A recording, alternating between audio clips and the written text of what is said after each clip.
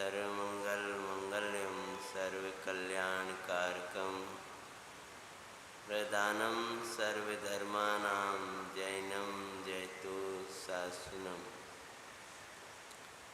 नमः श्रीवरदुमानाय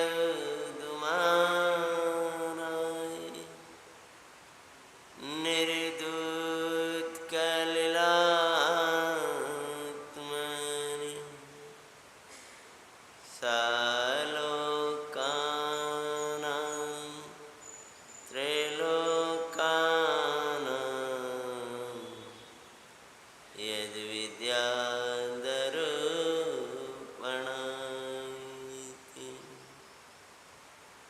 सर्वज्ञशासन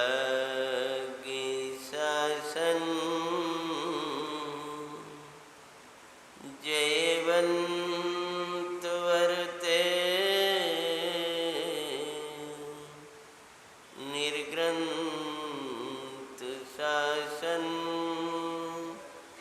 जयवन्तु वर्ते यही भावे अविच्छिन्न रहताय मन में सर्वज्ञ शासन जयवन्तु वर्ते। देवादिदेव सत्सन्नायक भगवान महावीर स्वामी की 10 लक्षण महापर्वे की जय हो। 10 लक्षण धर्म के धनी समस्त वीतरागी मुनिराजों की।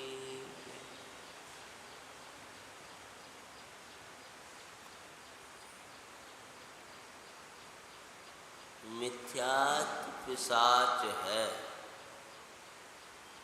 क्रोध भाव पिशाच है, मान पिशाच है, लोभ पिशाच है, समस्त वैभाविक भाव पिशाच हैं।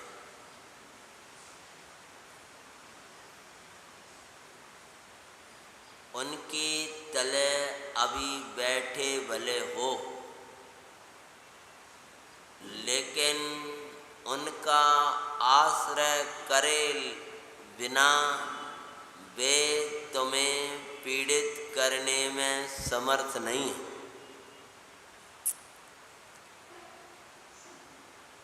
जैसे पांडव पुराण की अपनी कथा चल रही है कि भीमसेन युधिष्ठिर धर्मराज सहित भीमसेन पिशाच वृक्ष के नीचे निर्भय पने बैठे थे। ऐसे ही कर्म नो कर्म कितने भी हों,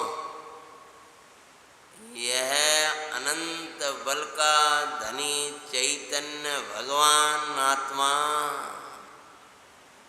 निर्भय होकर राजा रहता है कि ये मेरा कुछ भी करने में समर्थ नहीं है। पिशाच ने नगाड़े बजाए, भीमसेन ने आंख भी उठा के नहीं देखा। करम उदय ने नगाड़े बजाए, भगवान आत्मा ने अपनी दृष्टि उठा करके अपने स्वभाव को नहीं, निज भाव को छोड़े नहीं।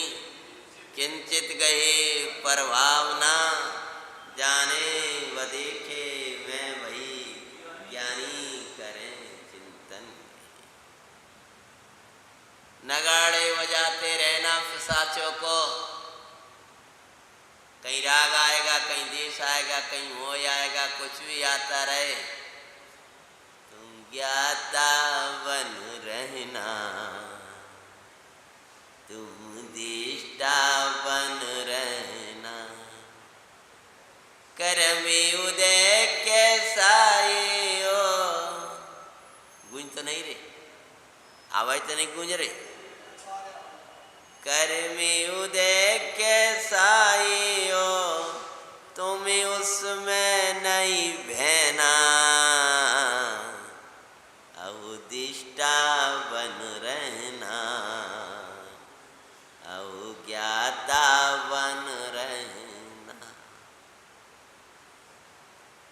भीमसेन धर्मराज सहित निर्भय बने बैठे।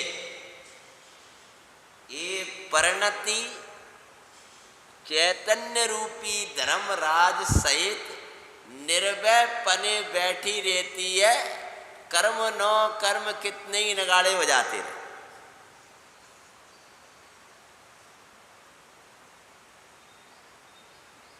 इसलिए भाई पिशाचों को पूजना नहीं, जो जिन देव को आराधित जिन वाणी को माँ कहते, निर्ग्रंथ गुरु को सेवते, वे और कहीं ना सेवते। प्राण जाने पर भी वे कहीं शीस नहीं नवावते, वितरागी प्रभु को छोड़कर वे कहीं न सिर झुकावते। यही यहोवा से नीति है जिन धर्मियों की ये, अरे अरे प्राण दे करके भी आओ, जिन धर्म को फहराया। अरे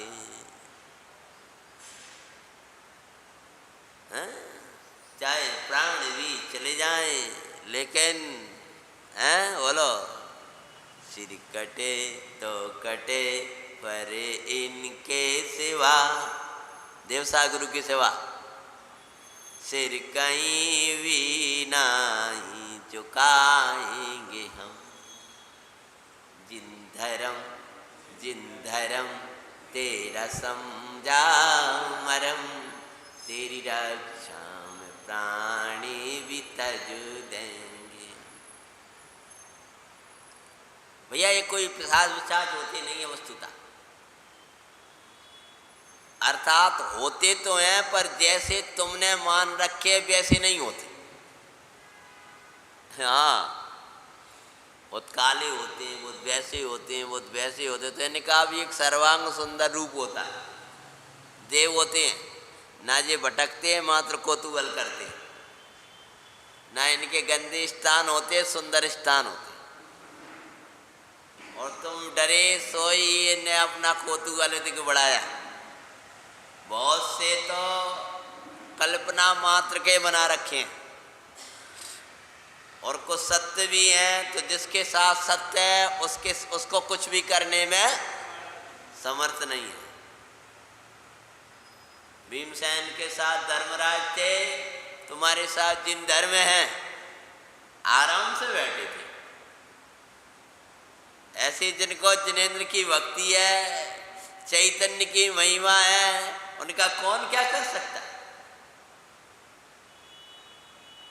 प्रसंग को आगे बढ़ाते हैं।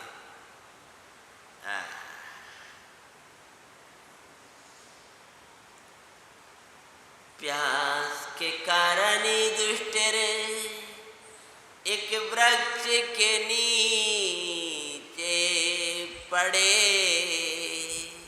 देखो भैया, पुण्य और पाप की विचित्रता है।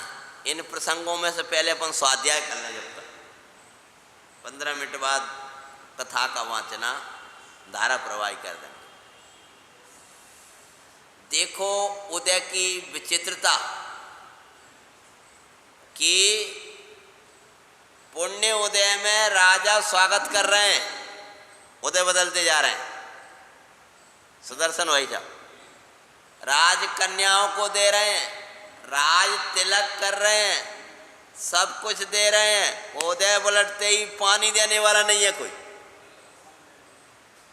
पूरे दिन में खोजते रहे भीमसेन कि भैया को प्यास लगी, कहीं पानी व्यवस्था हो जाए जंगल में, लेकिन उदय पलटा तो कोई पानी देने वाला नहीं मिला। रात्रि हो गई और रात्रि में पड़ गए थे ऐसे ही प्यास के मारे। भोजन का तो का ठिकाना, जब पानी नहीं मिला होगा तो उस दिन भोजन का क्या। तो इन प्रसंगों को भी तो देखो, अभी जाके फिर स्वागत होने लगेगी। फिर ऐसा हो, फिर कहीं फिर जंगलों में होंगे, झोपड़ी बना के भोजन कर रहे होंगे। भैया कर्म के उदय पलटता रहता है, अनित्य को अनित्य जानो, शुद्ध आत्मा को नित्य जानो। एक साथ चलने वाला एक साथ तो एक गायक चलेगा। जगत का व्यवहार तुम्हारे साथ कभी एक सा रहने वाला नहीं है। विश्वास मत कर लेना किसी का, क्योंकि तुम्हारा जिस उदय के कारण वो व्यवहार करता है वो उदय एक सा नहीं है। और उसका आधार बोलो, भैया बोलेगा समझे, उदय एक सा नहीं है। क्यों? उदय के आधार कौन है? कर्मोदय का आधार कौन है? पूर्व के किए हुए परिणाम, वो ठीक ही है, लेकिन उदय का आधार पूर्व के परिणाम है। लेकिन वे पूर्व के उदय, पूर्व का जो है, तो वे परिणाम अभी के परिणाम भी कैसे हैं? उदय भी एक सा नहीं रहता। क्यों नहीं रहता? सरल भाषा में कहें, तुम्हारा परिणाम भी, जब तुम्हें देवगुरु की महिमाएं आती हैं, उनकी सेवा के परिणाम आते हैं, तो वो उदय भी खिसकता दिखाई देता और सेवा वाला आ जाता है। और कभी वैसा परिणाम हमारा बदल रहा है तो उदय बदल रहा है। उदय जैसा रहेगा वैसा सामने वाले का व्यवहार होगा। जब अपना परिणाम एक साथ जिनेंद्र के प्रति नहीं रहता तो जगत का परिणाम हमारे प्रति एक सा कैसा रहे? कहीं समझ में आया कि नहीं आया? जब हमारे हृदय में कोई चिंता नहीं करो, अपन ने तो धारा शुरू कर दिया। जब हमारे हृदय में एक सी भक्ति नहीं रहती, एक सा वात्सल्य नहीं रहता, स्वाध्याय कर एक सा नहीं रहता, तो सामने वाले का हमारे प्रति एक सा व्यवहार कहाँ से होगा? क्यों? वो तो उसका फिरेरा है। अकेला कर्म कर्म करके तुम निश्चिंत मत हुआ करो, बड़े स्वतंत्र हो जाते हो। टोडरमल जी साहब कहते हैं, स्वयं मेहनत रहना चाहता है और दोष कर्माधिक को लगाता है। कर्म का उदय, कर्म जी वर्तमान में तो देख तेरी भक्ति कितनी घट गई, तेरा वात्सल्य कितना घट गया, तेरी विनय कितनी घट गई। जब ये घट गई तो फिर जो बाहर का भी तो घटेगा। वजह सोच ले, पूर्व को है, पूर्व को है, जैसे बहुत भगतवाद में ज्ञायक वही बैठो हो, जो ज्ञाता में बैठा है, चिदानंद में बैठे थे पार्श्वनाथ स्वामी आदि भगवंतों को तो पर कहता है कि पूर्व का है, लेकिन अपनी कैसे कहते हैं कि पूर्व को है। हमारी भक्ति कितनी घट गई, हमारी विनय कितनी घट गई, हमारा वात्सल्य कितना घट गया। तो अगर ये घट गया तो इसमें क्या बात है? बोलो भैया। जब तुमने योग लेना बंद कर दिया तो रक्त घट गया, तो क्या बात है? तो फिर क्या करें कि हमारा रक्त घटत जा रहा है, तो रक्त बढ़ाने वाली चीज है लोह। तो अब लोग हमसे वात्सल्य से नहीं बोले, विनय से नहीं बोलते, आदर नहीं करते, तो क्यों घट गए? न जाने कब हो जा रहा हो कि तुम्हारी विनय घट रही है, वात्सल्य। तो जब वात्सल्य तुम्हें नहीं मिल रहा तो तुम वात्सल्य बढ़ाओ। मतलब क्या? अपना वात्सल्य देना शुरू करो। दूसरा का व्यवहार वैसा हो रहा है, तुम अपना व्यवहार निर्मल बनाने का प्रयास करो। फिर देखो अपने आप उदय चेंज होगा। ये है उसका प्रैक्टिकली उपाय। बस उदय उदय पे छोड़ छोड़ करके पहले इनका न जाने अब जिन्हें क्या होगा, न जाने अब जिन्हें क्या होगा। अपने परिणामन से भी तो सोच रहते हुए परिणामन को क्या हो गया। समझ में? तुम्हारी रुचि कैसी हो जा रही, तुम्हारा विनय कैसी हो जा रही, तुम्हारा वात्सल्य कैसा हो जा रहा है। तो वे तो निर्भय होकर के बैठे थे और उसने ललकार लगाई, तब भी निर्भय थे। और उसने अपनी अग्नि वग्नि पटकना शुरू किया, यहाँ फेंकना। भीमसेन ढे, तू ये मत कर, तेरे पास दैवी शक्ति है तो मेरे पास जिन भक्ति है। और अगर तेरी शक्ति कछु है तो आजा लड़। जो ऊपर ऊपर तक आ फेंक रहा है, हाँ आजा मेरे साथ, लड़ मेरे साथ में, तेरी कितनी ताकत है। कहा मुझे ललकार रहा है, कायरों की तरह इधर उधर पत्थर फेंक रहा है, कहीं लंगाग्नि फेंक रहा है, ये क्या है? ये तो तेरी देवी शक्ति है। कार तू कितना करेगा, मेरा कुछ नहीं कर पाएगा। तो अगर तुम्हें ताकत है, कोई शक्ति है, तो आजा तू सामने। और फिर देख, उसने विशाल रूप बनाया। किसने? पिशाच नाम को व्यंतर जाति का देव होता है। और आकर के क्या किया? भीम से पकड़, पहले तो उसने रूप बनाया और इधर उधर, और वो भीमसेन ने तो पकड़ा उसको। पहले तो भीमसेन को पटकने की कोशिश करी उसने 2-4 बार, लेकिन कर कुछ नहीं पाया। क्यों नहीं कर पाया? क्योंकि भीमसेन का बल 100 हाथियों के बराबर था शरीर का, इसलिए। सही बात है ना? सही है ना? तो इनको 100 है तो वो व्यंतर में इतनी ताकत है कि पूरे जम्बू द्वीप को उठा के पटक दी। समझ गए? तुम क्या समझ रहे हो कि उसकी कैसी ताकत रही है? भीमसेन का तो बल था, वो तुमने लोक में सुन ही रखा है, 100 हाथियों के बराबर इतना बल। अरे उसमें इतना बल था कि पूरा जम्बू द्वीप पकड़ करके फेंक दे, इतनी ताकत है उस व्यंतर में, लेकिन कर नहीं सकता कुछ भी। समझ में आया? तब भी भीमसेन के सामने उसका बल बिल्कुल निर्बल क्यों हो गया? वो मुक्के मार रहे उसमें, वो वैसा कर रहे, और वो कुछ करना चाहे तो कुछ हो ही नहीं पा रहा। किसके? उल्टा हो गया ना। क्या उल्टा हो गया?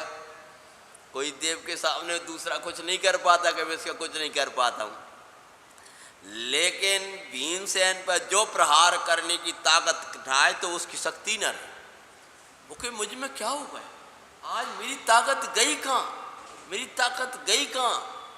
उठा उठा कर फेंकने लगे जब भीमसेन उसको, हैं उसको सामने क्या बोल रहा है जिसको मल्लयुद्ध बोलते हो, क्या बोलते? हाँ, मल्लयुद्ध हो रहा था। किसके साथ में? हाँ, पिशाच देव का और इनका, इसी को वे कह देते राक्षस के साथ लड़ रहे थे। तो अपने यहाँ भी भूत, पिशाच, व्यंतर, राक्षस, ये सब जाति के देव है ना।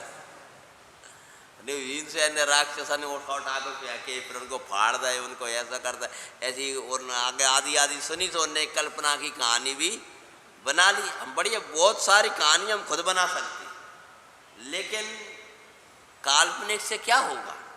मैंने सुना और अपनी कल्पना के आधार से बना दी। तो क्या होता है? भीम उसे पकड़ मुष्टिका का प्रहार करे। वो मुष्टिका में क्या थे? पंच परमेष्टियों की मूल आराधना। समझ में आया? ये 5 परमेष्टि हैं, उनकी क्या थी? भक्ति थी। और नमो हरंताणम, जब परमात्मा की अनन्य भक्ति थी तो कौन क्या करे? समझ महापुरुष वै चरणन माही गिरे, जो सुदोपयोगी के सन्मुख सब कर्म आरते हैं। आज पांडवों की मंगलमय कथा सुनाते हैं।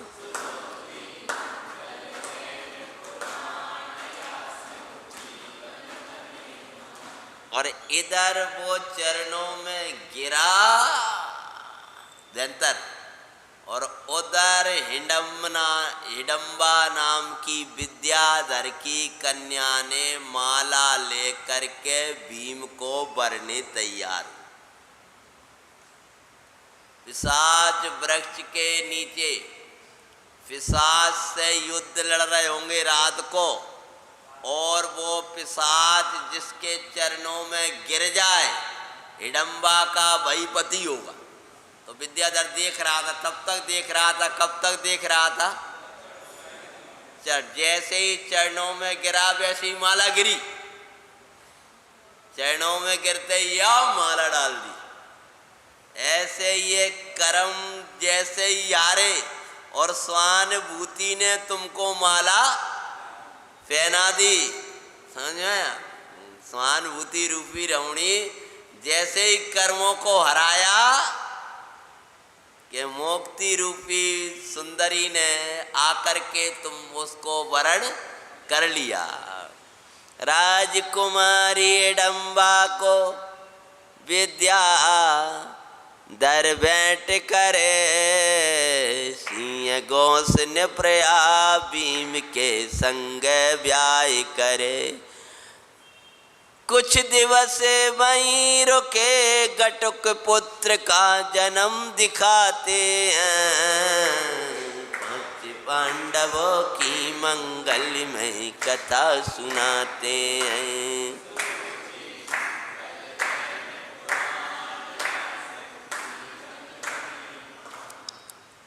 आए जैसे ही राया विद्याधर ने कहा ये मेरी बहन है और महामुनराज की ऐसी घोषणा थी, तब तक राजा सिंह घोष स्वयं ही आ गए, नगर में ले गए, पांचों पांडवों को स्वागत होगा। रात के वो दिन भर के प्यासे थे। कौन? हमारी गाँव की बात है, बोल गए। हाँ, पूरे दिन के प्यासे थे और फूल वर्षा और विद्याधर और जय जयकारा। तो भीमसेन को जैसे ही माला डालने को भीमसेन ये पांचों पांडवों का क्या सील का वर्णन आया याद। भीमसेन की दो तीन प्रसंग ऐसे ही हैं। भ्राता की आज्ञा के बिना और माता की आज्ञा बना ये कार्य हम स्वीकार।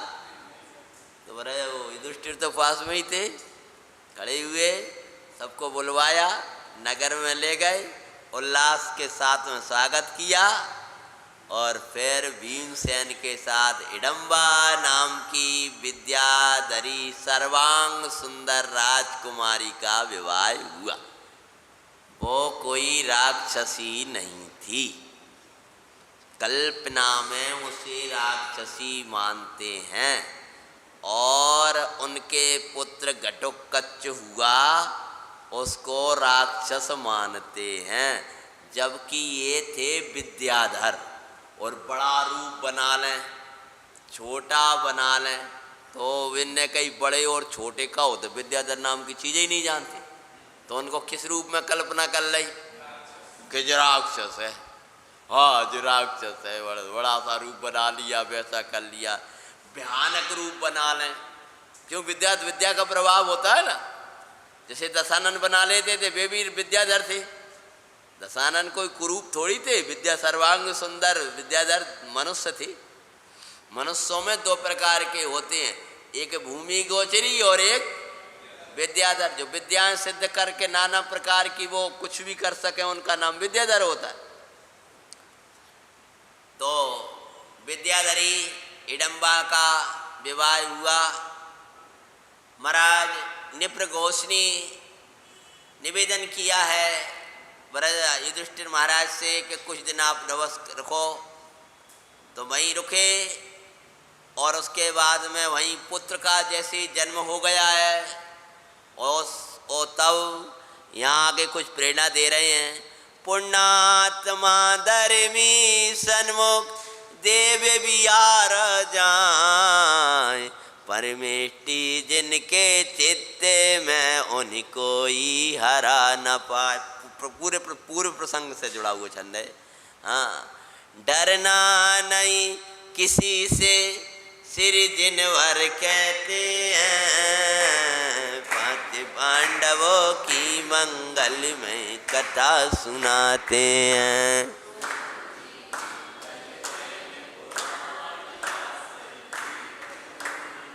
और महाराज युधिष्ठिर बोले हमें हस्तिनापुर की ओर बढ़ना है, श्री नारायण कृष्ण जी के निकट जा रहे हैं। बाद में जब हम साम्राज्य की स्थापना करेंगे तो आपकी पुत्री हिडम्बा को बुलवाएंगे जरूर। और ऐसा क्या कह हिडम्बा को आशीर्वाद दिया और युधिष्ठिर जी चल दिए। समझ में पहुँचे श्रुतपुर। कहाँ पहुँचे? एक श्रेष्ठ के घर में वास करें। श्रुत इधर कहीं है बीना में श्रुतपुर, श्रुत धाम है। इस स्वाध्याय भवन क्या है? हाँ श्रुतपुर है। वो तो नाम को श्रुतपुर था और क्यों पड़ गया था श्रुतपुर, पुराण में भी वर्णन विशेष नहीं मिला। उस श्रुतपुर पहुंचे हैं और वहां पहुंचने के बाद अजनबी रात्रि शाम हो गई, महापुरुष जान करके यहाँ वहाँ जा रहे हैं तो बाहर रुक गए। किसी के चबूतरा जिसको बोलते बाहर का स्थान होता है वहीं रुक गए। अब जंगल तो जा नहीं सकते थे तो सेठ आए, उनकी चेहरा और वो देख करके, रूप ब्राह्मण का ही है ध्यान रखना, रूप कौन सा बना लेते, हर एक जगह स्वागत होते राजा हो तो राजकुमार बन जाते और फिर वही का वही रूप धारण करके पहुंचे ना। कुछ भी हो, ये छत्री से लग रहे हैं, उत्तम कुल के महापुरुष लग रहे हैं। तो सेठ जी उनको अंदर ले गए। कौन को? पांचों पांडवों और कुंती माता को। और बड़ा स्वागत किया है, खुशियां मनाई हैं, बड़ी खुशी के साथ में, बड़ी प्रसन्नता के साथ में उनको ले गए हैं और अपने दुख दर्द को भुला दिया था कि उनके यहाँ भी एक संकट आने वाला था। लेकिन देख करके उनको फिर देवसाद गुरु के प्रति अनन्य भक्त देख करके, साधर्मी देख कर और प्रसन्न हुए सेठ जी और सोचा आज एक अवसर मिल गया। और उसके बाद में क्या होता है, घर में इतने भूखे प्यासे, इतने दिन से भोजन हुआ है, पर क्या होता है, आधी रात का समय था। उस समय क्या होता है, घर में रुदने की सुन आवाज, सवई खेद दर, देखे अन्य को दुख दर्मी, देखे अन्य का दुख दर्मी, करुणा से वर आते हैं, पांच पांडवों की मंगलमय कथा।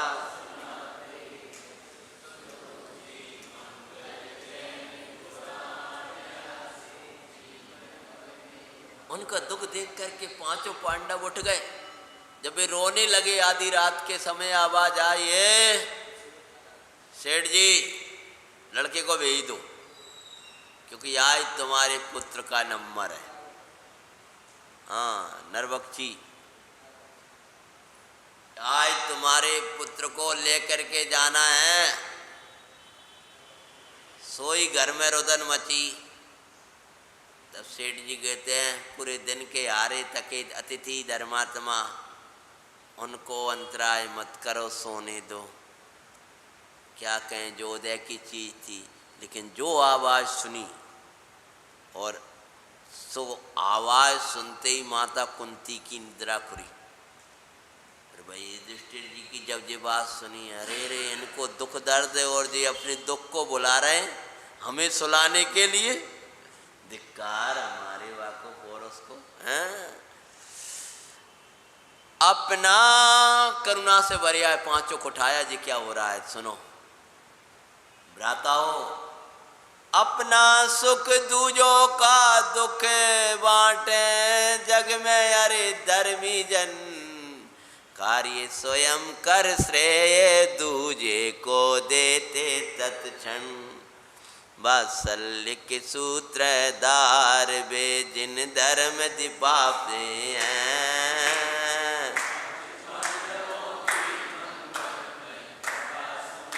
अब नीति वचन रखे हैं आपके यहाँ।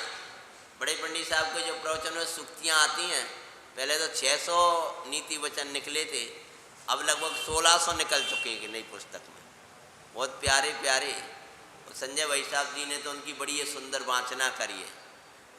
उसमें आता है एक वाक्य नीति का, पंडित साहब के प्रवचनों में जो आया था कि अपना वात्सल्य कैसे बढ़े, अपना सुख बांटना सीखो। क्या करो?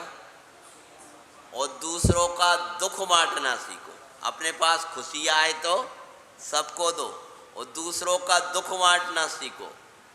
काम स्वयं करो, श्रेय दूसरों को दो, कम लो अधिक दो,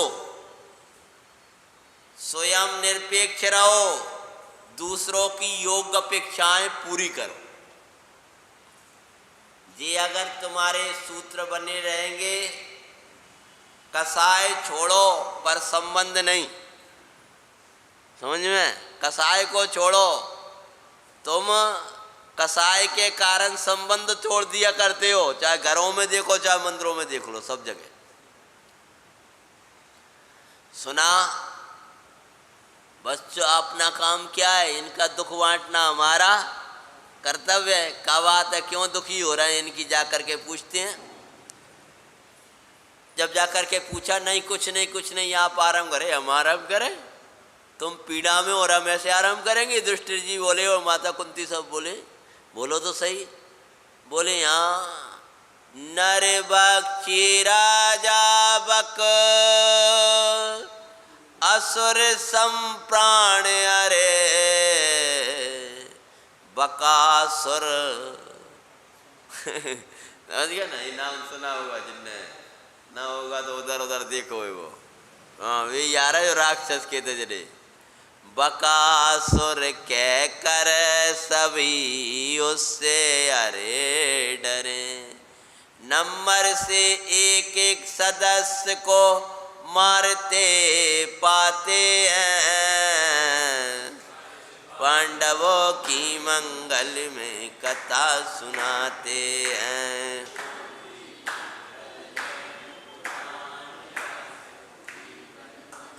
क्या होता है, बक नाम का राजा था, मांसभक्षी हो गया था। बाद में क्या होता है, उसकी इतनी क्रूरता फैल गई, किसी को भी पकड़ के ले जाए, बच्चे को पकड़ के ले जाए। तो राजा तो दूसरा था, तो उस राजा ने वो उसको तो निकाल दिया था राज्य से, पर उससे ये कह दिया था कि एक काम करो। तो फिर बोले, मैं नगर के उपद्रव करना बंद कर दूंगा, मुझे एक व्यक्ति रोजाना का चाहिए, और वो भी बूढ़ा बड़ा नहीं, युवक चाहिए मुझे। तो वह जाता था, वो दुष्ट वैसा था, बलशाली था और मारता था, और फिर वो वह मार के क्या करता था वो सब उसमें। हाँ, तो वो दुष्ट था, तो इसलिए उसको असुर कहते थे, पापी कहते थे। तो इस बार भीमसेन चमचमाते हुए पहुंच गए, नंबर लगा दिया। वे बोले, तुम्हारे रोका है, हमारे क्या कहें, हमारी संतति का एक ही बेटा था, लेकिन आज नंबर तो हमारे अभी लग गया। तब कुंती कहते हैं, मेरे 5 बेटे हैं, एक बेटा जाएगा हमारा। हैं, तो बोले, नहीं नहीं नहीं, ऐसा नहीं करते, 5 प्यारे होते हैं। कि नहीं, हम एक बेटे को लिए बलि। तब तक भी आवाज लगा रहे हैं, आ जाओ आ जाओ, तुम्हारा नंबर है, जल्दी भेजो। तो भीमसेन बोले, मैं जा रहा हूं। चारों में से तो बोले, उसने कहा मैं चला जाऊं, मैं चला जाऊं। देखो भैया, अपन भीम भैया को एक जगह नहीं भेज सकते। नकुल सहदेव बोले, देखो हमारा कुछ बल तो ज़्यादा है नहीं है, अर्जुन भैया ये कर लेते हैं, ऐसा कर लेते हैं। तुम वास्तव में वो भयंकर दुष्ट हुआ और भीम भैया के ऊपर कुछ कर दिया तो अपनी शोभा ही चली जाएगी। हर एक जगह भीम भैया को भेजते हैं। नहीं तो अर्जुन ने ना, इस बार मैं जाऊँगा। युधिष्ठिर जी बोले, भैया मैं तो धर्म की नीति, धर्म नीति तो मैं ही चला जाऊंगा। अरे कहते हैं भीमसेन जी बोले, क्या करते हो, मैं जाऊंगा वाको राक्षसी पर निकाल के आऊंगा। कैसो राक्षस, जब मैंने देवन को हिला दिया तो ये राजा काहे में लगा, तो कैसो राक्षस है, आज देखेंगे अब कितो। अरे भैया सुनो, वो बहुत बलशाली है, बड़े बड़े राजा सेना सहित नहीं वाको नाश नहीं कर पाए, तुम क्या करोगे अकेले। हम बिना ही सेना की बड़ी सेना है, परमेष्टि भगवान की भक्ति का। हमारे पास पंच परमेष्टि की भक्ति रूपी विशाल बलशाली सेना है, जिसके सामने कर्म खवड़ाते हैं तो जी काय में लगे। तुम जाओ, तुम आराम करो, रात हो रही है, 2 बज रहे, सो आराम से, और हम जा रहे। देख लेंगे जो होगा। ते तुम आराम करो, सब लोग आराम निश्चिंत होकर। और वो आंखों में भर रहा था वो सेठ का कुमार, उसने पैर छुए और वो गए गाड़ी में बैठे। वह गाड़ी में बैठे हुए में वो गाड़ी टूट गई। कौन सी वाली? बोले भैया हो तुम काको डिस्टर्ब हो रहा है हो, किधर रहते वो? इधर रहते, मैं जा रहा हूँ आगे पास में, कछु नहीं है गाड़ी वाड़ी में, काको ले जा रहे हैं बेटा बेटू क्या, हमें कछु जरूरत नहीं, हम कहीं नहीं भग रहे हैं, हम कुछ जा रहे हैं। वरना वो गाड़ी में बिठा के बाद सौंप के आते थे। किसको? क्योंकि क्यों ऐसा ना हो जो भाग जाएगा कहीं ना कहीं, वो खो जाए बाग सामने भरने के लिए। बोले मैं जा रहा हूँ। तो दो लोगों ने कही ऐसा ना हो कि जी कहीं भाग जाए। तो बोले किधर से जा रहे हो? अब जो गए और जाकर वो है भैया, उसको हमें सौंपना है। अरे तुम जाओ, तुम अपने जाओ, मैं देखता हूँ उसको। तो चले आ रहे थे आराम से भी। हैं? गाड़ी कहाँ है? तो ये गाड़ी चाहिए कि आदमी चाहिए ये तो बता तू है। तो भी अपने वैसे ही घूमा, अपनी लकड़ी लाए, ऐसे बड़े मस्त होकर के अपनी प्रसन्न चाल से चले जा रहे हैं। और भैया कैसे हो? अच्छे तो हो? मेरा भोजन भैया अच्छे का हो, तुम ही हो? कौन हो? नहीं मैं तुमको ही खा जाऊंगा। अरे भैया खा जा रहा हूँ, खा जा रहा है, देती तो मैं तो भोजन भी लाया हूँ तेरे लिए बढ़िया, जे रोटी मोटी भोजन कर लो। ये मैं नहीं खाता, क्या करने लगा। ये नहीं खाता, तू क्या खाता है? मनुष्यों को खाता है। अच्छा तू मनुष्यों को खाता है? मुझे कोई शिक्षा देने आए, मुझे कोई नहीं दे पाया शिक्षा। तो बोले जैसे वो आक्रमण उन पर किया, बोला देख मरना ना हो तो जे खा ले। का भोजन जो लेके आए थे ना, वो भोजन में रखवाया उनने, बढ़िया जे खा ले जी। हाँ नहीं तो फिर क्या करेगा। और ठाया, मारने की कोशिश करी। तो एक आध बार तो भीमसेन को पकड़ा, और पकड़ते ही जैसे ही उसने हिलाने की कोशिश करी, हैं एक बार तो ऐसे धक्के से लगा, थोड़ा सा भीमसेन जी भी थोड़ा किया या कुछ, लेकिन बाद में उसको उठा करके जो पटकना शुरू किया, तब एक बार, दो बार, तीन बार हालत ही बाकी खराब हो गई। तब वह क्या कहता है, अरे अपना नरवक्षे गया भीमसेन स्वयं, वात्सल का धारा, किया युद्ध बकासुर संगे अद्भुत बलधारा। हो करे पराजित चरणों में, भीम के गिरते पाते हैं। 5 पांडवों की मंगल में कथा सुनाते हैं।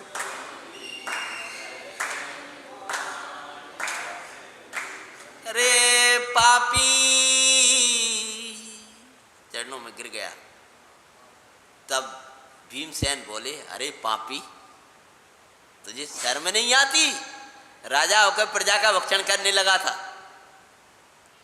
अरे पापी, मानव पर्याय में पशुओं से भी हीन भया। तू तो मनुष्य पर्याय में पशु से भी, वे भी छोटे मोटे दूसरे ने करते हुए भैये नहीं करे, और तू तो मनुष्य को खा रहा है। बोला क्षमा करो अब ना होगा पाप घना। मुझसे अपराध हो गए। तब वे धर्म का स्वरूप समझाने लगे। हिंसा का स्वरूप नहीं जानता तू? तुझे 33 सागर का नरक मिलेगा, और एक बार नहीं अनेक दुख पाएगा। जब उन्होंने धर्म, ऐसा वो 5 पांडव सम्यक दृष्टि धर्मात्मा थे, स्वानुभूति संपन्न धर्मात्मा थे, ध्यान रखना। हाँ 5 पांडव। तो उन्होंने धर्म का उपदेश दिया है। ये तो बहिरंग का बल बढ़ के थे, अंदर का है दीपेश भाई। हाँ अरे पाप छुड़ाया, देवसा गुरु की महिमा आई उसको, भैया तुमने मुझे बचा लिया, और धर्म ग्रहण करा दिया। किसको? जिन धर्मी ऐसे होते वे जहाँ भी हरे हैं जाते। जिन धर्मी ऐसे होते वे जहाँ भी हरे हैं जाते। अपने पावन जीवन से ही श्री जिन धर्म दिपाते। जिन धर्मी ऐसे होते वे जहाँ भी हरे हैं जाते। उनके पावन धर्म को देख सब धर्म हरे अपनाते। जिन धर्मी ऐसे होते वे जहाँ भी हरे हैं जाते। अपने पवित्र जीवन से, अपने वचनों से, अपने वात्सल्य से, अपने जीवन से, अपनी करुणा से क्या करते हैं? जहाँ भी जाएंगे वो जिन धर्म को दिपाया करते हैं। अगर हमारा जिन धर्मी बालक होगा और सच्चा होगा तो दूसरे को जिन धर्मी बना देगा। वो खुद भी धर्मी हो जाए ऐसा नहीं है, वो दूसरे को जिन धर्मी बना देगा। ऐसी उनकी अद्भुतताएं होती हैं, ऐसी उनकी महिमा होती है। चरणों में गिर गया, मुझे क्षमा करो, मेरे पाप दुष्ट, और पाप छोड़ा, धर्म का धारण किया, शुद्ध सात्विक भोजन के ग्रहण का नियम लिया, नमोकार मंत्र ग्रहण कराया और कहा अब क्या करना तुझे? इस नगर में नहीं रहना, क्योंकि भले ही तूने पाप को छोड़ दिया, तुझे सब राक्षस ही कहेंगे और लोग तेरे से डरेंगे और कभी भी तू भी निर्भय नहीं रह पाएगा और उन्हें देख देख के तुझे भी गिलानी से भरेगा। जी साहब, स्थान छुड़ा करके दूसरे नगर के लिए प्रवेश करा दिया, स्थान छोड़ करके चला गया। हो अरे पाप छुड़ाया, थान छुड़ाया, लग सब हर्षाते हैं, पांच पांडवों की मंगल में।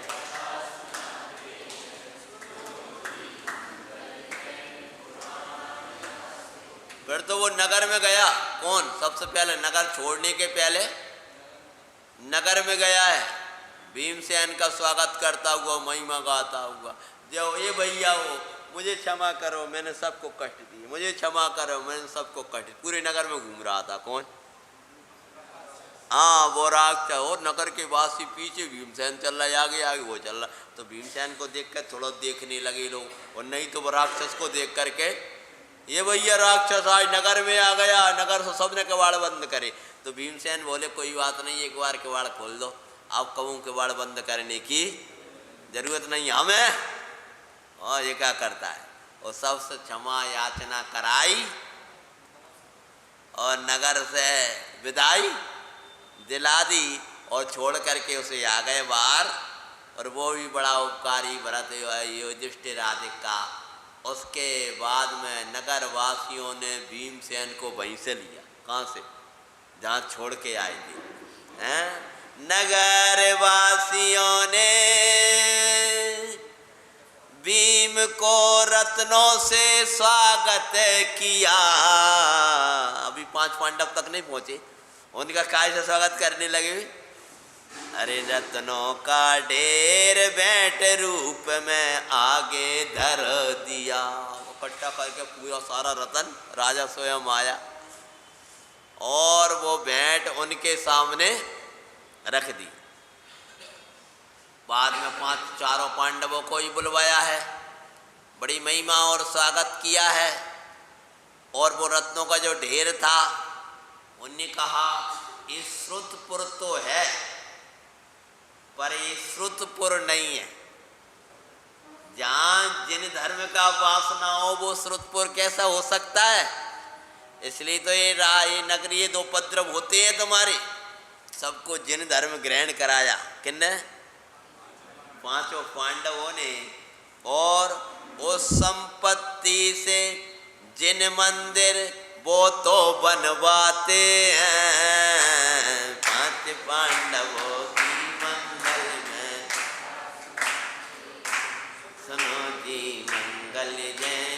राम। और योग से चतुर्मास का काल आ गया था। कौन सा समय आ गया था? युधिष्ठिर जी बोले अब चतुर्मास में तो चलने में जीवों की बहुत प्रार्थना होती है, जंगलों में कैसे जाना।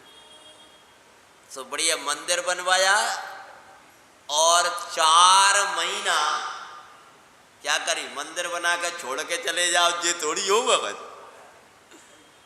लोग कह रहे हैं ना मेरे भैया हमारा मंदिर अगर स्थापना हो गई तो उसके बाद तो हम कम से कम 2-3 महीना 4 महीना हम नहीं निकल पाएंगे, संस्कार नहीं देंगे तो फिर क्या होगा।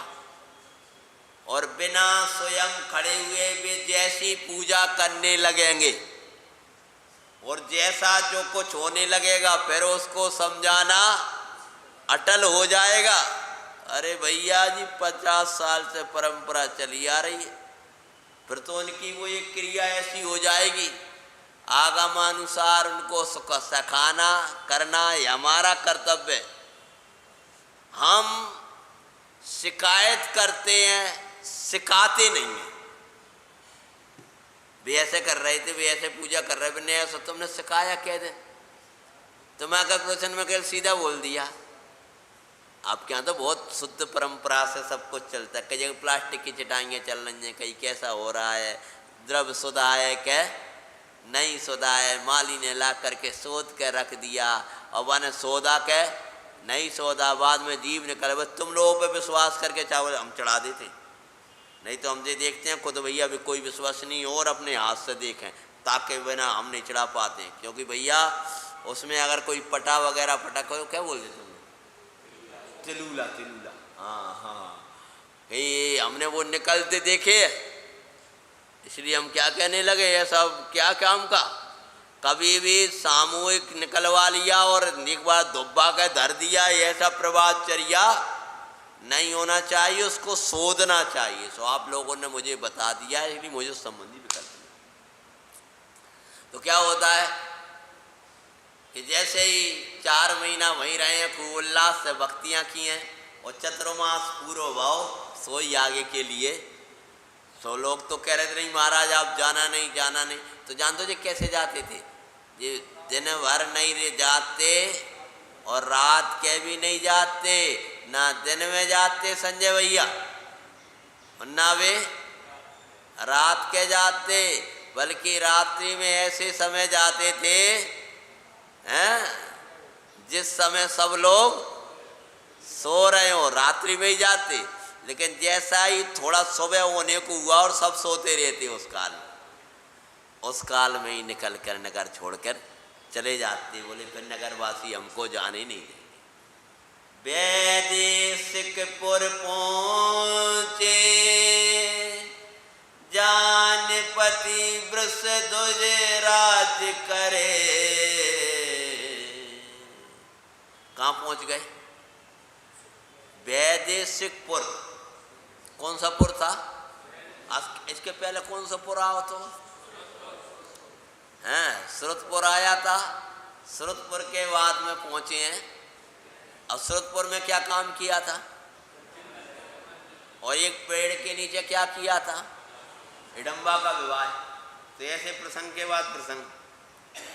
अब वैदेशिकपुर पहुँचे हैं, तब इतने दिन के चलते चलते नगर आया तो माता और सबको भूख लगी थी। तो बोले अब क्या करें? तो भीमसेन बोले डरते काहे क्यों, ब्राह्मण वेश में हो, चलो भिक्षा ही ले आए। हाँ अब ये कहा को क्या करे। तब नगर में भिक्षा भोजन के लिए गए। कौन? 5 नहीं गए, अकेले भीम बोले हम लाके आ रहे। तो भोजन लेने के लिए गए नगर में। भिक्षा मतलब भिक्षाम देई, रोटी दे, ऐसे नहीं। हाँ। तो योग से भीमसेन बोले भिक्षा लेंगे तो इधर उधर नहीं लेंगे, राजा के घर लेंगे। तो कहाँ पहुँचे? वैदेशिकपुर पहुँचे जहाँ निपति वृषध्वज राज्य करे। देखो पुण्य पाप की विचित्रता कैसी। कहीं तो स्वागत हो रहा है, कहीं रोटी भोजन नहीं मिल रहा है और वे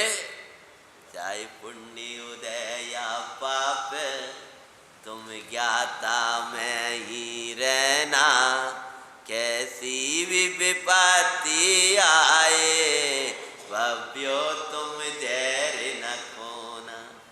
अरे ना पुण्य उदय लके अरसाना, ना पाप में रुदन मचाना, दोनों से भिन्न सुज्ञाता, तुम आप में आप को ध्याना। हे सर्व विभावों से पार, चैतन्य प्रभु अविकारा, उसको अंतर में ध्याना, कभी दुखे नहीं उठाना। राजा के वहाँ पहुँच गए और पहुँचे हैं, वेदे गए भिक्षा में, गए भिक्षा लेने, विप्रवेश और भिक्षा लेने। वो प्रातः का काल, वही समय। बोले, उन लोगों ने रोका जो सेवक गण खड़े थे, कैसे आए हो विप्रवर? मैं भिक्षा लेने आया। ये तो वही टाइम है जिस समय विप्र भिक्षा लेने आएगा। महाराज को बुलाया। महाराज इतने दिवस बाद वैसा ही रूप वाला। अरे बड़ी गजब की बात है। रोटी ले गए और घोकर आओ, देखो तो सही, अपनी गाँव की बात है। बोल गए भोजन लेने गए थे और राजा आ गया। और राजा को जैसे ही पता चला मुनिराज की वाणी की घोषणा सत्य हो गई, विप्र का वेशधारी है और कोई अद्भुत रूप धारण करने वाला है, और ये कह रहा है कि मेरी माता भी उधर है और 4 भ्राता और हैं। तो ऐसा ही मुनिराज ने कहा था कि गुप्त वेश में पांडव आएंगे और बलशाली भीम तुम्हारी पुत्री का वरण करेगा, वह भिक्षा लेने तुम्हारे दरवाजे पे और राजा आए तो रत्न बरसाने लगे, स्वागत करने लगे। जय अरे जी रत्न वतन हमें कछु नहीं चाहिए, भोजन दे दो, भैया भूखे हैं। हाँ भैया भूखी और भैया भूखे हैं। हाँ हमारे तो हमारी गाँव की हमारी माता, ये हमें रत्न वतन लेने चाहिए। महाराज रत्न को थोड़ी खाया जाता है, ये रत्न को बैठ करोगे बात में करना, जब बैठ भोजन दो योग्य, उनको भोजन की व्यवस्था हमें करना है। तब उन्होंने स्वागत किया है और स्वागत करके बोलते हैं, तुम रूप को छुपो, कौन हो तुम? भैया हम तो ब्राह्मण हैं, भिक्षा भोजी वाले हैं। गए भिक्षा लेने निप्र, निज कन्या को भेंट करे, तुम विप्र नहीं क्षत्रिय हो। क्या बोले? झूठ मत बोलो कुमार, तुम ब्राह्मण नहीं हो और भीख मांगने वाले ब्राह्मण नहीं हो, तुम्हें तो कोई अद्भुत, तुम विप्र नहीं। ऐसा क्या सिद्ध हो रहा है? आराम से भगवान की आराधना करते रहो, कर्म सारी व्यवस्था मिला दे। श्रावकाचार कह रहा है कि कर्म जंगल में भी सब व्यवस्था कर दे। वेदा पर्वत हो, जंगल हो, अटवी हो, कर्म सारी विधि बनाए दे। उदय जब तुम विप्र नहीं क्षत्रिय हो, आग्रह सो पूछते हैं। पहले बोले तुम सही यही बताओ, तुम विप्र हो के क्षत्रिय हो? अरे भैया दिख नहीं रहा है हमारी, और अब कोई क्षत्रिय भिख मांगने जाएगा क्या? नहीं, कुछ भी हो तो क्षत्रिय राजकुमार। और फिर वो क्षत्रिय राजकुमारों में ऐसा तो नहीं, सुनने में तो आया था कि पांडव तो जल चुके हैं और तब से पुत्री दुखी रहा करती है। लेकिन ऐसा कैसे हो सकता है कि मुनिराज की वाणी अन्यथा हो जाए? अतः हमने अपने सेवकों को तो लगा रखा है कि आएगा भीम और आएगा, कि मुनिराज की वाणी अन्यथा नहीं हो सकती। और हमें लगता है तुम 4 और वो कह रहे हो तो तुम पांडव तो नहीं हो। पाप परिचय विवाह की अरज करता, मेरी पुत्री के साथ विवाह करो। बोले विवाह की बात है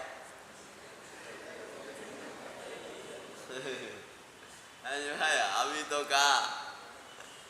तो फिर बोले बड़े विनय से बोले भीम गुरुजनों की सम्मति बिन एक कार्य न हो सकता।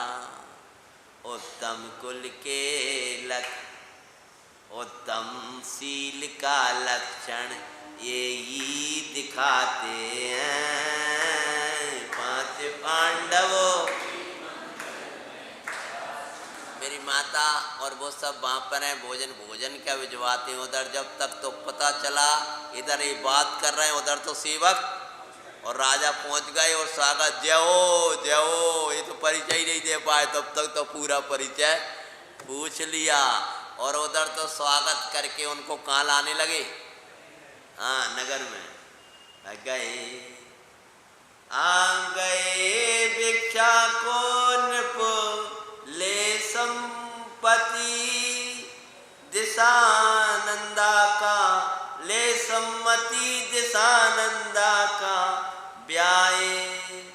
बुलवाया तेरे संग शेष भ्राताओं बा माता को, और ले सम्मति दिशानंदा का विवाही भीम को। बड़ा स्वागत किया है। 5 पांडव आ गए हैं। माता कुंती और युधिष्ठिर से सम्मति लेकर के दिशानंदा नाम की राजा की राजकुमारी का विवाह भीम के संगे हो गया। कछु पता चला तुम्हें कब हो?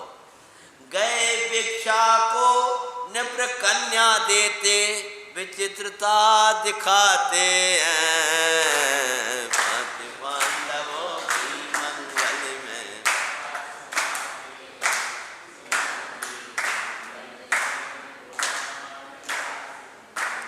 कुछ दिन फिर रुके भी।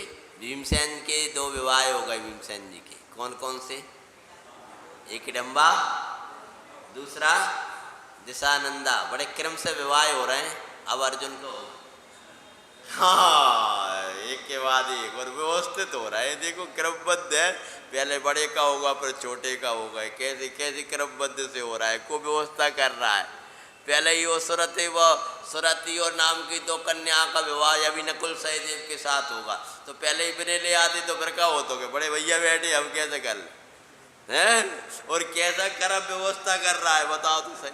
ये कोई क्रमिक नहीं हो रहा है कि बैठ के इंतजार करे फिर युधिष्ठिर जी का होगा, फिर भला जी का होगा, फिर ढका जी का। वो क्रम में कैसे होते जा रहे हो तुम टेंशन कर। तो पहले बड़े का होना है, फिर छोटे का होने के, कौन से का होना है भगवान के ज्ञान में सब है। और जा रहा जो विवाह करने गए देखा जी तो घूम रहे हैं अपने आ रहा घूम रहे हो, विवाह हो रहा है, राज्य मिल रहा है, न लड़ने जा रहा है और राजा स्वागत कर रहा है। वो पहले की नीति यही थी, जिस राज्य को बस में करते थे उस राजा को की कन्या, उसको राजा अपनी कन्या देता था और सेवक हो जाता था।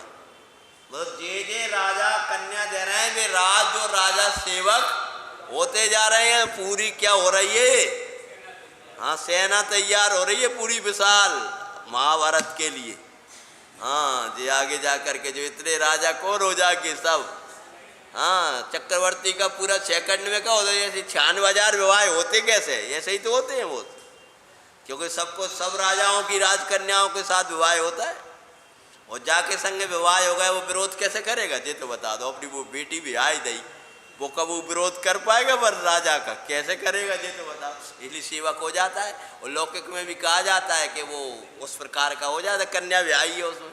तो पहले तो अभी तो बहुत ही चलता है गाँव में, तो कब पूछने लगे है। तो अब आगे कुछ दिन रुके, बोले हम फिर वहाँ जा कर के राज्य बसाएंगे और आपकी कन्या दिशानंदा को बुला लेंगे। युधिष्ठिर जी बोले और आगे के लिए जब तैयार तो रोकने लगे, लेकिन वही रात की आधी रात चले गए और आगे जा कर के एक पर्वत पर पहुँचे। विहार करते हुए पर्वत पर पहुँचे हैं।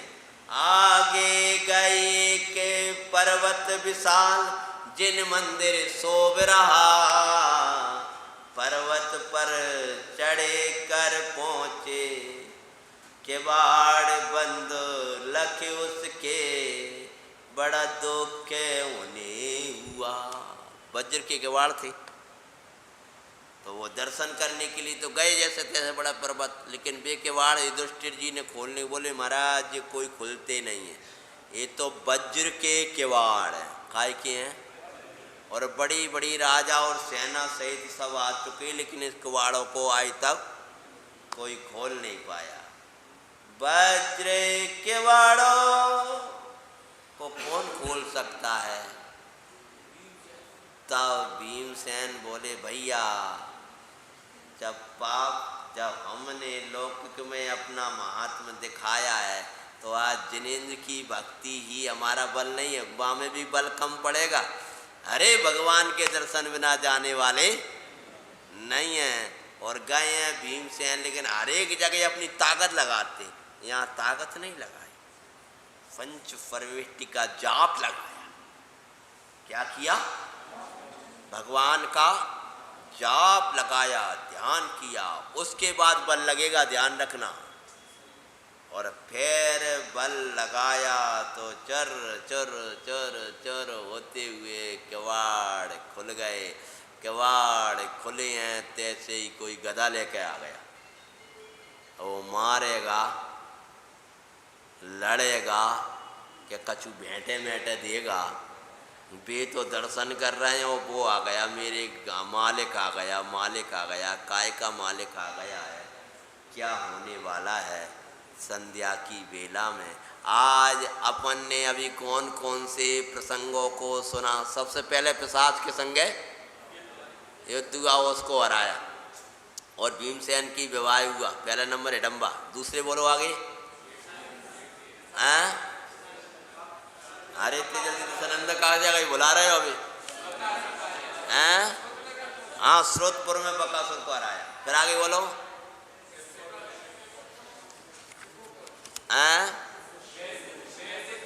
वैदिक सिद्धपुर पर आए, वहाँ विवाह हुआ, और फिर आप पहुँच गए जिन मंदिर के निकट।